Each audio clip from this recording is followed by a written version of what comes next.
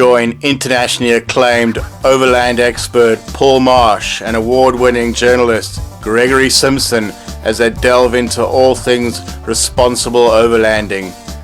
From choosing the right vehicle, getting yourself prepared, getting your vehicle prepared, safety tips, and much, much more. Only on Responsible Overlanding. Tyres, do you normally go factory standard or do you put a slightly bigger tread on? No, look, I think when any factory puts vehicles out, they're not going to spend money on the best tyres. And of course they're serving the need. Are those tyres good for use on an everyday road? Yeah, of course. I've used some of the tyres that come with these trucks on my runaround daily. There's nothing wrong with them. But if you're saying to me, would I use them to go up into Africa? No, I wouldn't. And size-wise, do you go up in size? Do you put them No, up? I don't. I try and stick to what you can get, because the biggest challenge with tyres, when you think here, you can get tyres in southern Africa reasonably easy. Once you start going further north, tyres become a problem. So, 16 inch is a popular size. So, you're looking and saying, I've got a rim size, if I can keep to 16 inch, I've got a more choice of getting tyres. And then of course the width and the height. So 265, 75, 16 is a very common size. And I think that's what you're doing when you're going further north. You're looking to see where, if I needed to, could I get a tyre. Now tyres are good these days. Tyres get made exceptionally well, and I've had people use tyres on an entire route around Africa and had maybe 1 or 2 punctures. So more often than not, tyres go wrong because people don't understand how to care for them, look after them.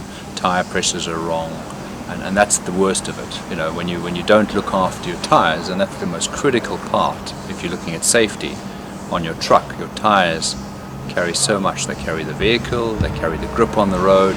So understanding tyres is, in my mind, very, very important, and how to look after them and how to repair them. And a repaired tyre is never as good as a tyre that's unrepaired. So if you've plugged a tyre, better put it as a spare and put the new one on the car. So it's understanding that, and we always say when you're traveling you carry 2 spares. There's no doubt about it, because if you used your spare, you then have a situation, what if I now can't go further because if I need another tyre and I've trashed it. So yes, tyres, I think like anything, are a responsibility that people need to understand, educate themselves on. Do you see any drivetrain issues where people go to big tyres, 35, 37s, go a little bit over the top? I mean, look, again, it's not wrong in a sense. What are you using it for? I've seen guys with massive big tyres, and then you look at it and you go, well, that's not suitable for someone going overlanding because it puts a lot more strain and wear, but he's not using it for that.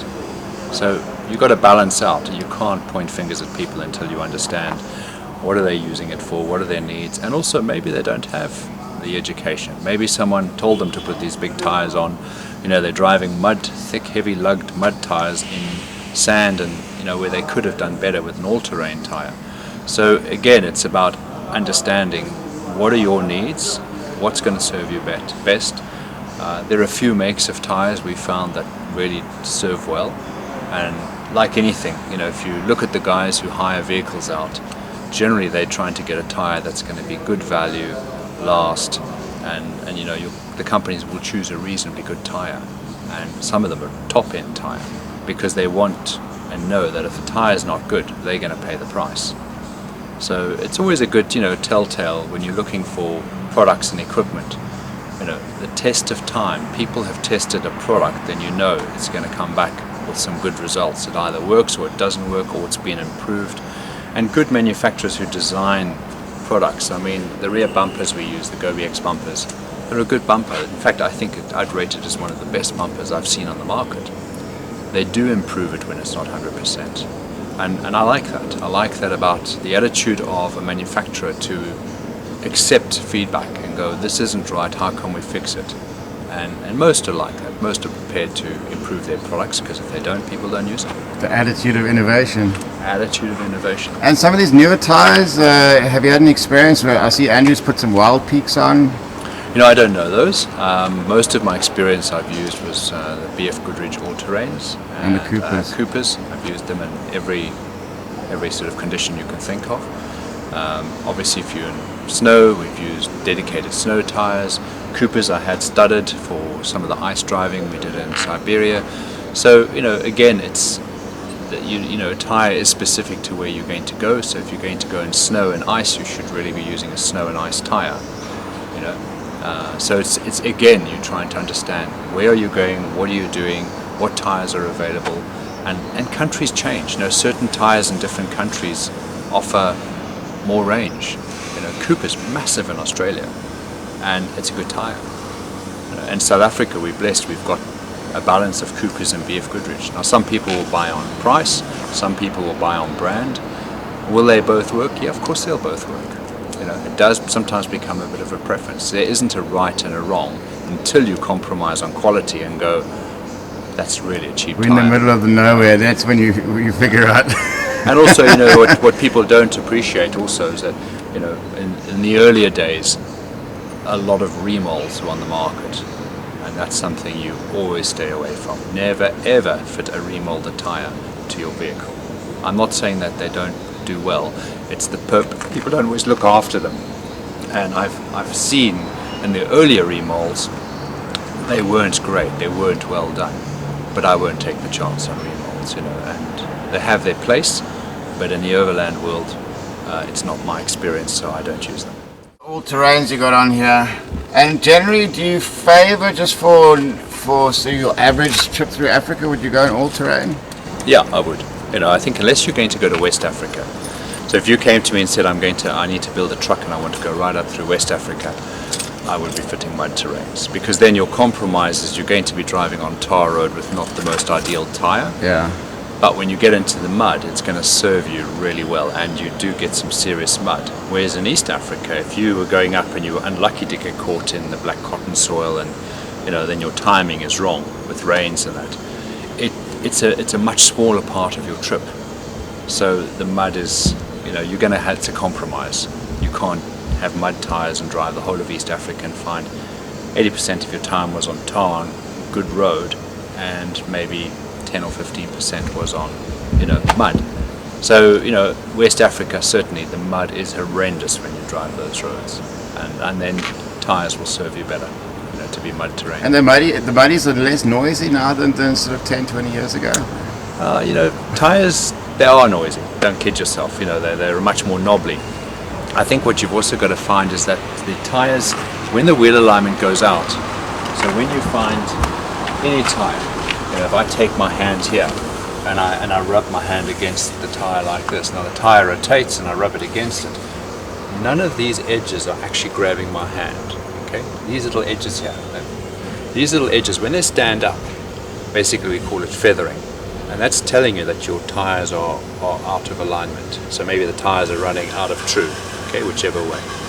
And then it'll feather these edges, and then that's when a tire really becomes a problem and it gets quite noisy.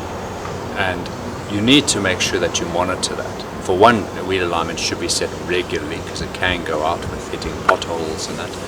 And secondly, move the tires from front to back. So front tires to back, back to front, and then you can smooth these out again, and you get your life of your tire extended. So there is the debate, do I take my tires and I run them one set until they're finished and then introduce the spares? People often ask me that question, and it does depend on where you're going to be and where you can get tires. You might be on a trip where 6 tires are going to last you the whole trip, but you're going to need to move those into your 4 on the vehicle. So you always want the best tires on the front. Certainly that gives you, for steerability and safety, is going to be better. And the next best tires on the rear, and the worst on the spare. And if it's been repaired and patched, definitely on the spare. So tread is important, and also, as I said, the wheel alignment. So watch that. It's an easy check and it's worth doing.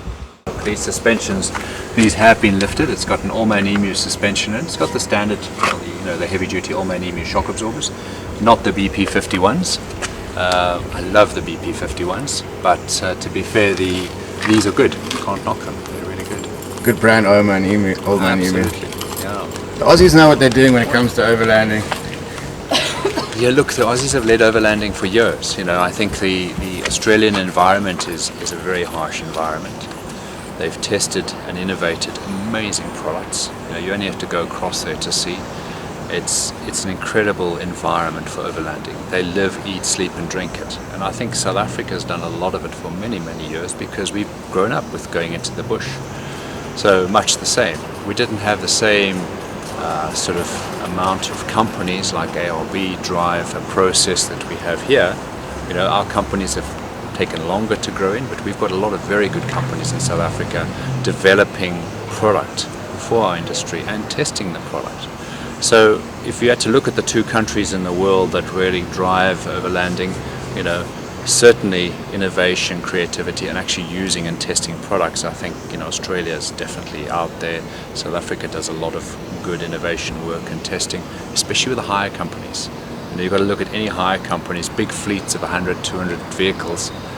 They're putting product on and testing it all the time. You're going to get a fantastic feedback on what works and what doesn't work.